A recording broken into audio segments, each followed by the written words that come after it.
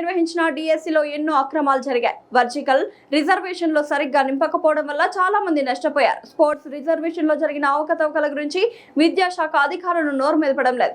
Certification verification కూడా సరిగ్గా చేయకుండా ఉద్యోగాలు ఇచ్చారంటే డిఎస్సి పోస్టుల్లో ఎంత అవినీతి దాగి ఉందో అర్థం చేసుకోవచ్చు. పర్వతరెడ్డి చంద్రశేఖర్ రెడ్డి ఎమ్మెల్సీ వారి పక్షాన్ని నిలబడి వారి గొంతుకుగా గత కొంతకాలంగా పోరాడుతా ఉన్న విషయం కూడా అందరూ. ఈ టైంలో అధికారులు కూడా ఏ విషయంలో కూడా స్పష్టత లేకుండా, అంటే ఫర్ ఎగ్జాంపుల్ ఎస్సీఆర్టీలో అవుట్ సోర్సింగ్ ఎంప్లాయీగా పనిచేస్తున్నటువంటి నవీన్ అనే వ్యక్తికి 2 సబ్జెక్ట్స్ లో, అటు సోషల్ స్టడీస్ లో ఫస్ట్ ర్యాంక్ రావడం కానీ, టీజీటీ తెలుగులో 6th ర్యాంక్ రావడం కానీ, ఈ 2 అంశాలు జరిగిన తర్వాత ఆ అబ్బాయిని మీరు వాంటెడ్ గా పక్కన పెట్టిన తర్వాత దీని వెనుక ఆ క్వశ్చన్ పేపర్ తయారీలో ఈ అబ్బాయి ఉన్నాడు. ఈ అబ్బాయి ద్వారా అనేక మందికి ఆ క్వశ్చన్ పేపర్ వెళ్ళింది అన్న అంశాలన్నింటినీ కూడా ప్రజల దృష్టికి కూడా తీసుకురావడం జరిగింది. అయితే ఈ అంశం మీద ప్రిన్సిపల్ సెక్రటరీ గారు ఈ మధ్య మాట్లాడుతున్నటువంటి అంశం ఏంటంటే దాటవేత ధోరణి. అది కోర్టులో ఉంది, దానికి ఇప్పుడు సమాధానం చెప్పలేం అనే పరిస్థితిలో ఆయన మాట్లాడడం కూడా జరిగింది.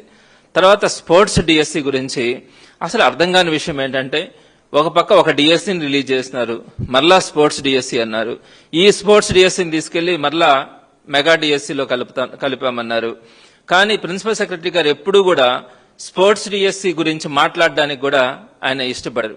మొత్తం రిలీజ్ చేసిందైతే స్కూల్ ఎడ్యుకేషన్ డిపార్ట్మెంటే మొత్తం డేటానంతా కూడా ఫైనల్ గా రిలీజ్ చేయడం కూడా జరిగింది. అయితే దాని గురించి ఆయన ప్రస్తావించారు. ఇక్కడ అనేకమైనటువంటి అక్రమాలు ఈ క్రమంలో జరగడం కూడా జరిగింది. వాటన్నింటినీ కూడా నేను ఇప్పుడు సాక్ష్యాధారాలతో సహా మీకు చూపిస్తాను.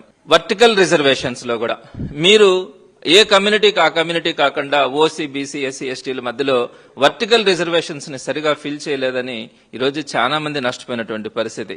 అలానే సిబిఎస్ఈ, నవోదయ స్టూడెంట్స్ అయితే వారు బేసిక్ గా ఇంగ్లీష్ మీడియం చదువుకున్నారన్న ఆలోచనతో వారు టెట్ రాసినా కూడా డిఎస్సిలో వారిని దూరంగా పెట్టి కొన్ని వేల మందిని మీరు ఇబ్బంది పెట్టినటువంటి పరిస్థితి.